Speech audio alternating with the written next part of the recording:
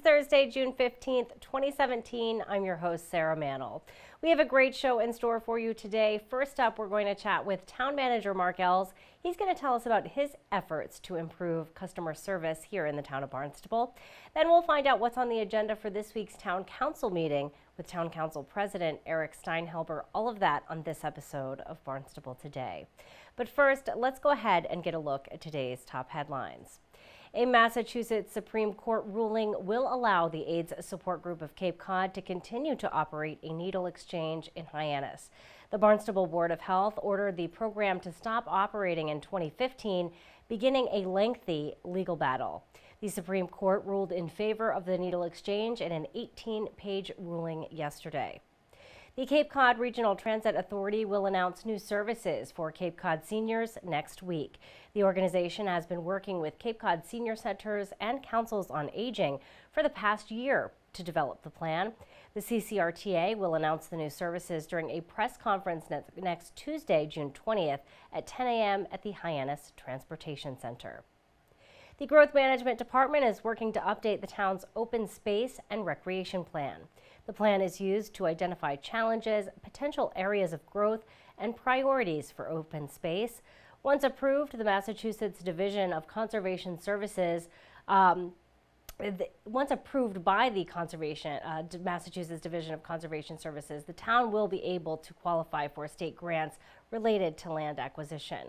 Residents can be a part of the update process by taking a quick survey. You can find the survey by visiting the Town of Barnstable's website and clicking through to the Growth Management Division.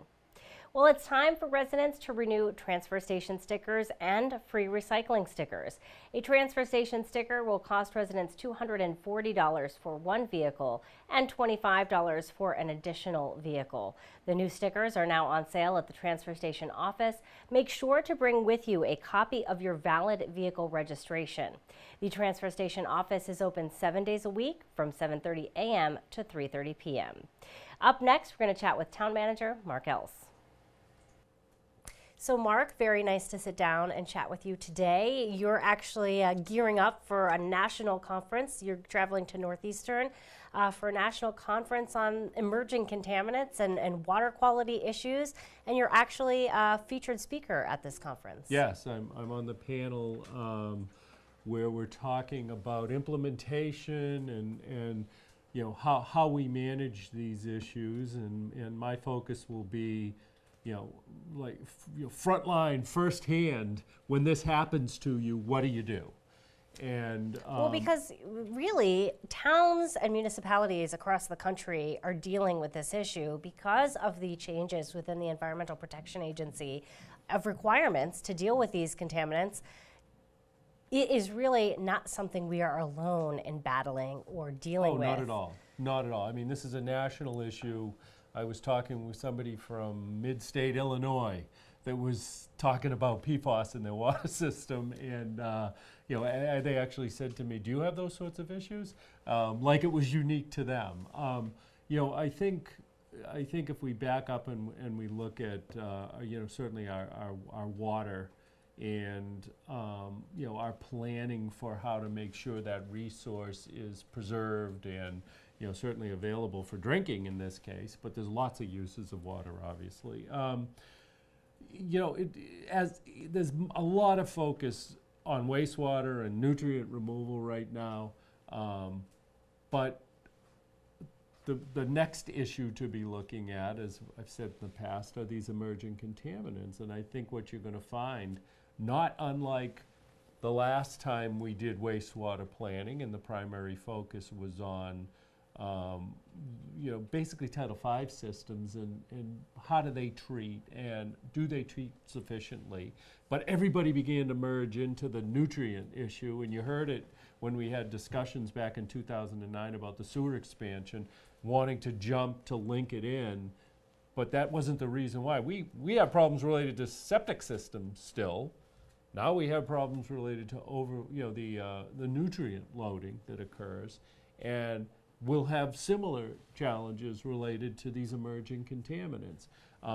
But they're coming. They're out in the future. So these discussions are about that. And the first place we're seeing it is what happened here, right here in Hyannis 2 summers ago, and then last summer again with the dropping of an advisory level by EPA relevant to these PFAS. And it's, if you're looking in point source, it comes from things like fire foam, but there's lots of ways that it can get into the environment when it's not a specific location, when it's us.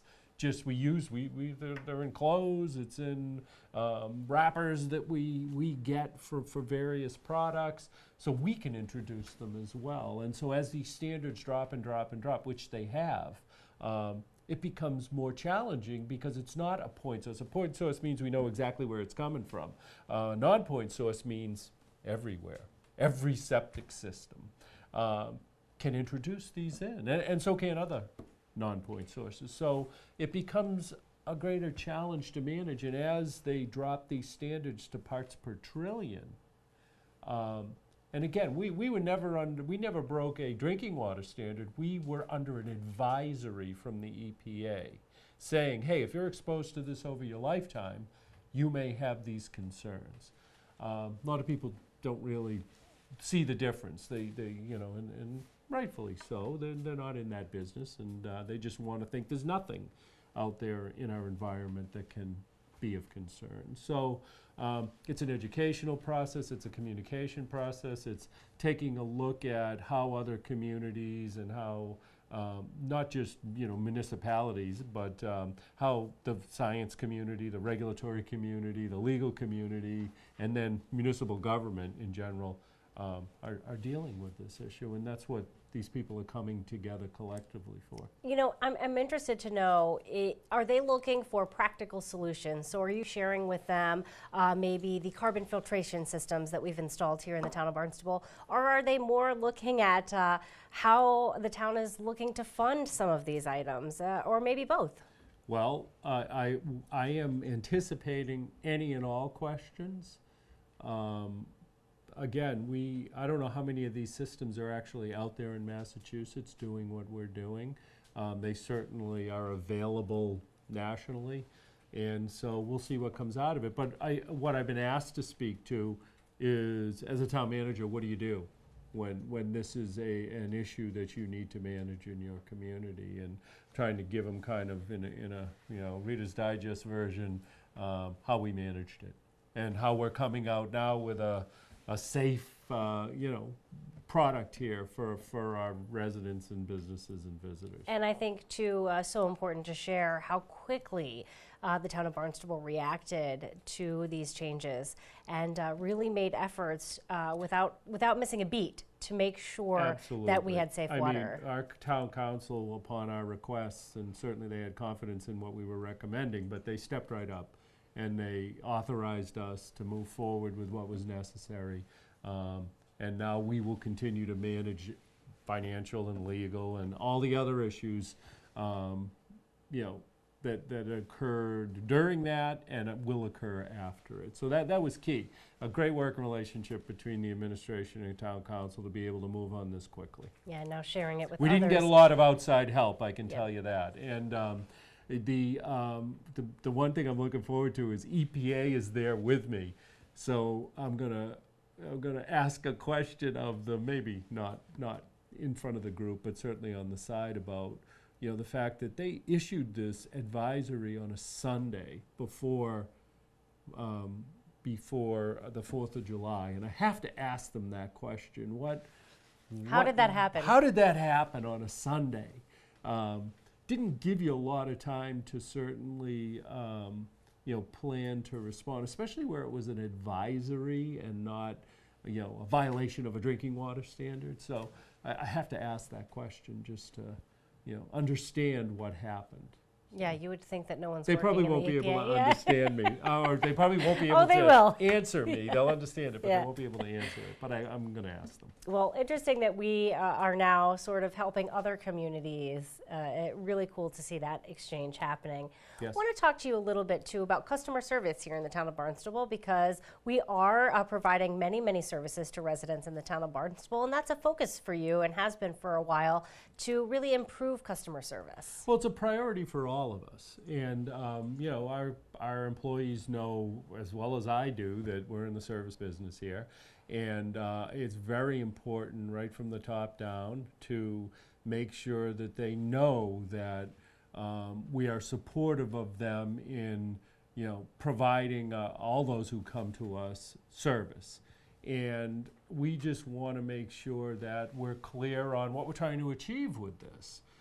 So what I'm going to do over the next several months is make sure that from the administration side, through our managers, to our employees, there's a clear vision of what we're talking about with customer service, engage our employees to make sure that they understand it and they have the proper training, what to do with difficult customers, what to do in general. And then provide them the resources they need to be able to do that. Because the bottom line is, the simple vision that I have is, how can I serve you? Is what should be the first question out of everybody's mouth.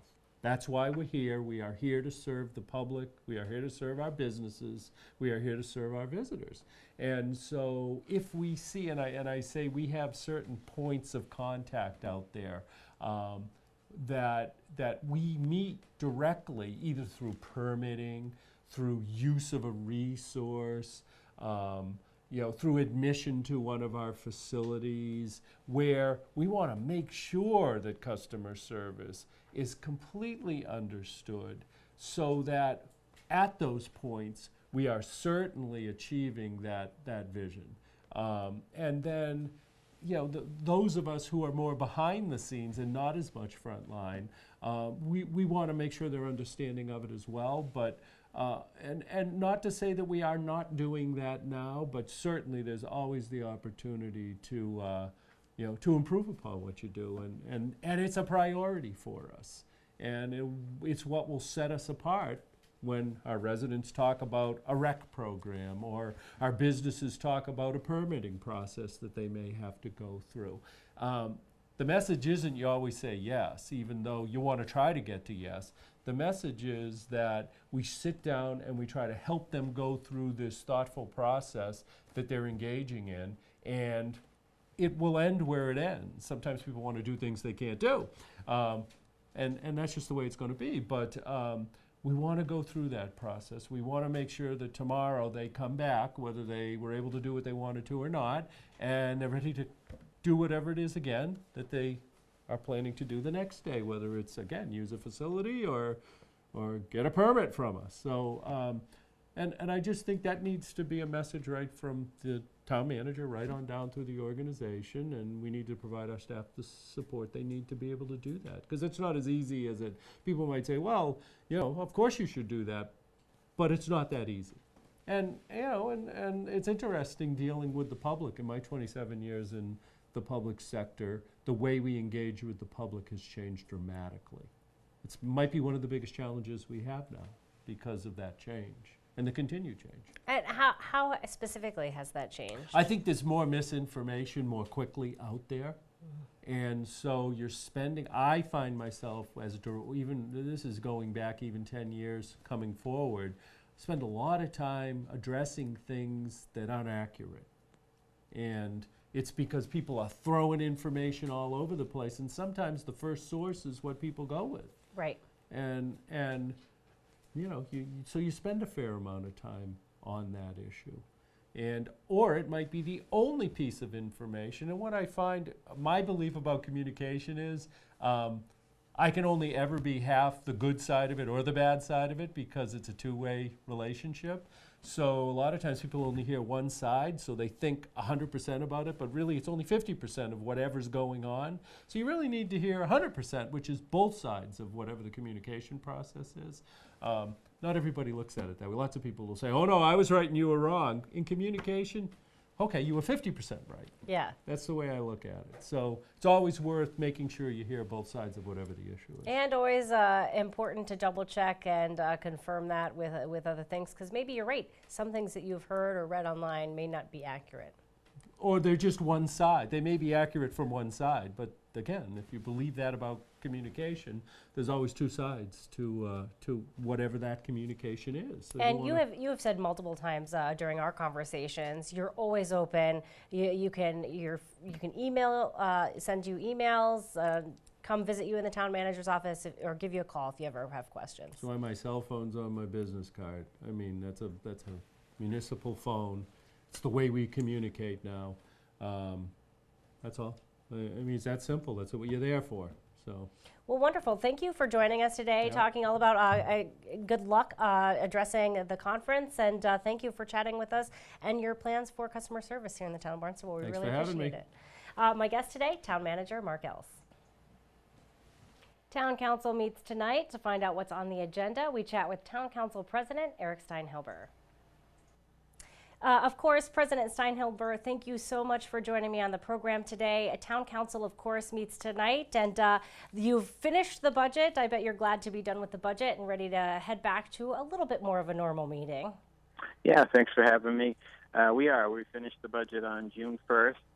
As you know, it needs to be finished by June 30th. That's the end of our fiscal year. So it was good to get it done June 1st, and this meeting will be our last of this fiscal year.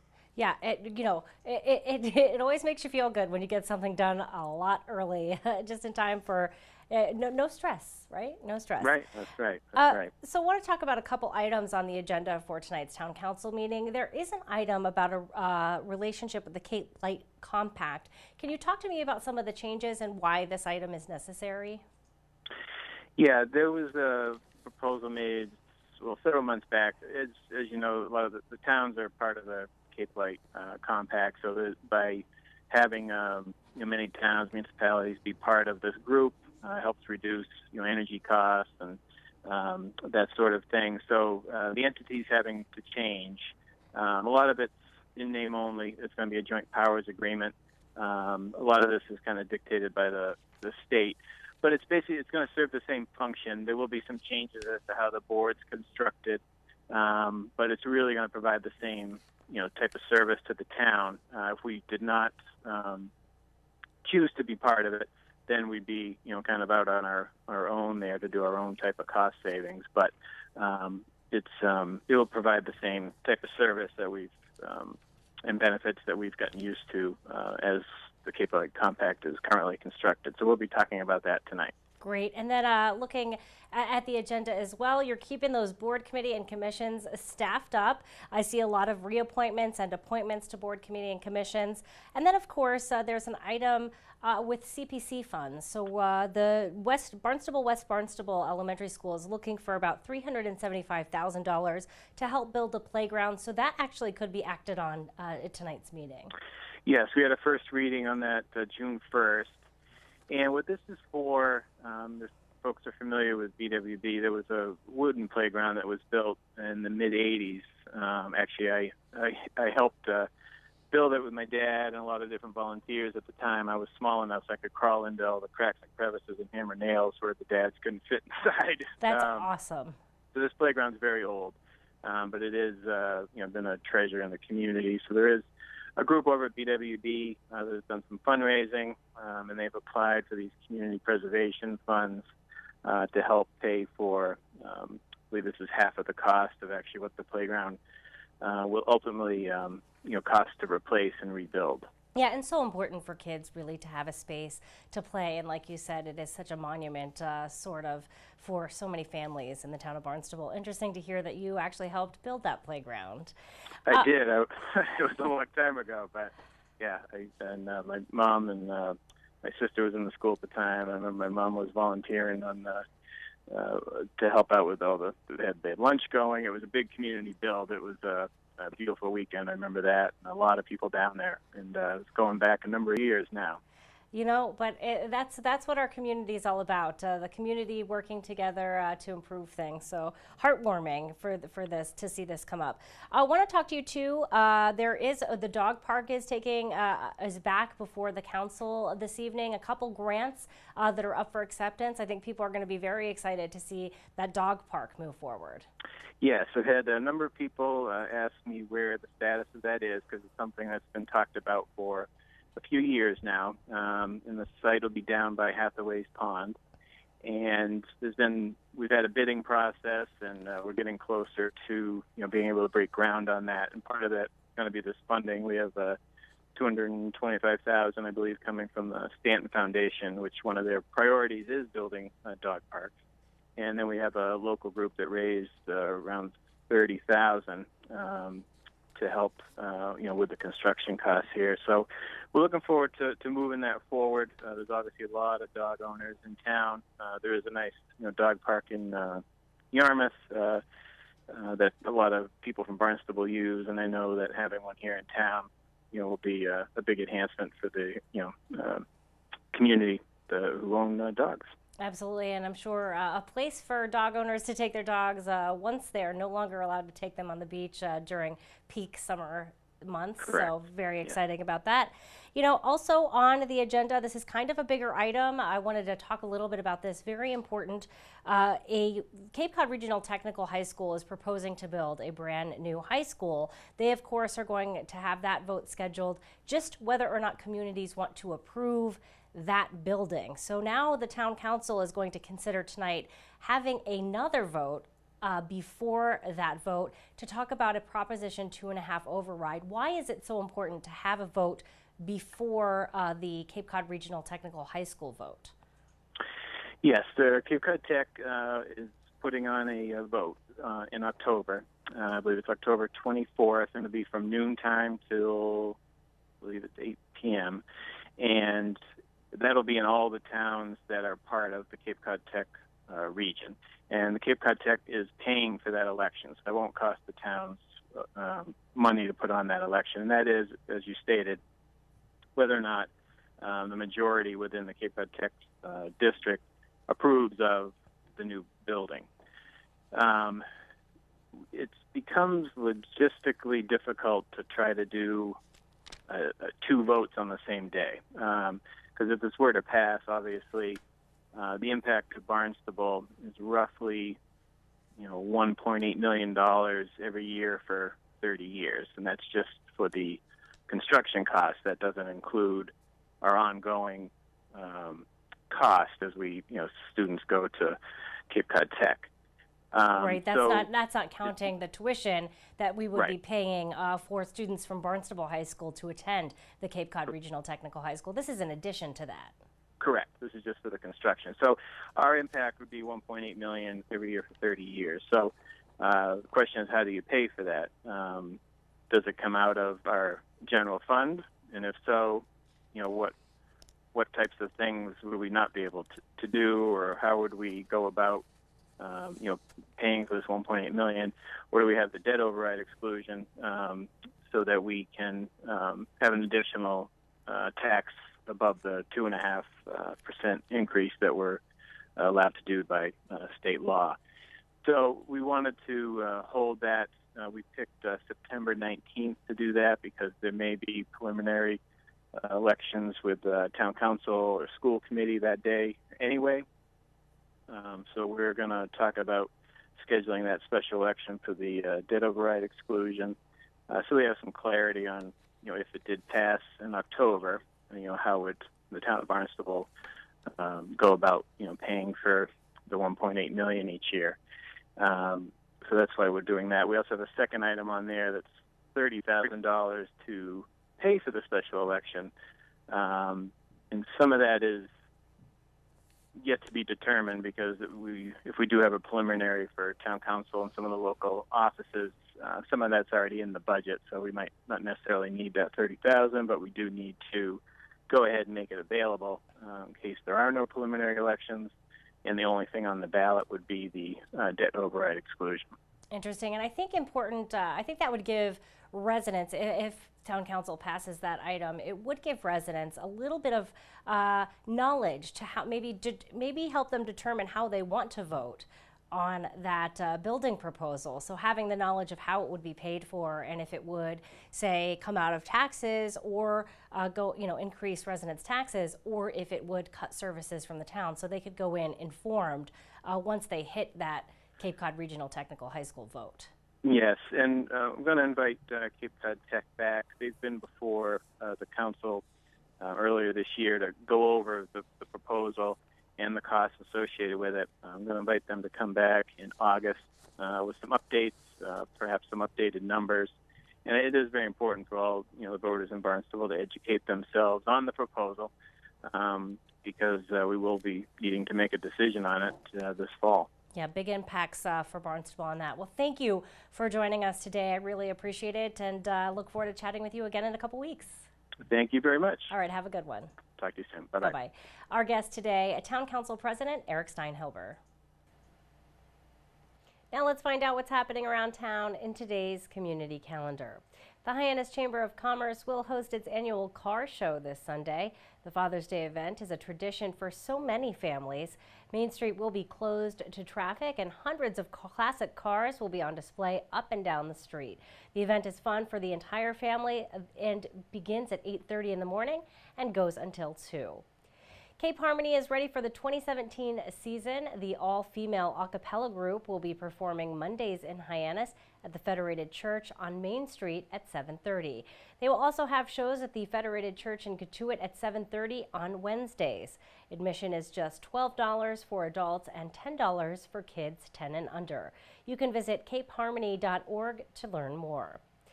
The site plan review meets this morning at 9 a.m. in the Town Hall hearing room, and Town Council, of course, meets at 7 this evening. Thanks so much for joining us today. We're going to be back tomorrow with another great show for you. On tomorrow's show, we'll learn more about the Coast Guard Museum during our Arts and Culture segment. Then we'll take a trip to McKean Park for a preview of this year's Hyannis Harbor Hawk season. For Barnstable Today, I'm Sarah Mannel.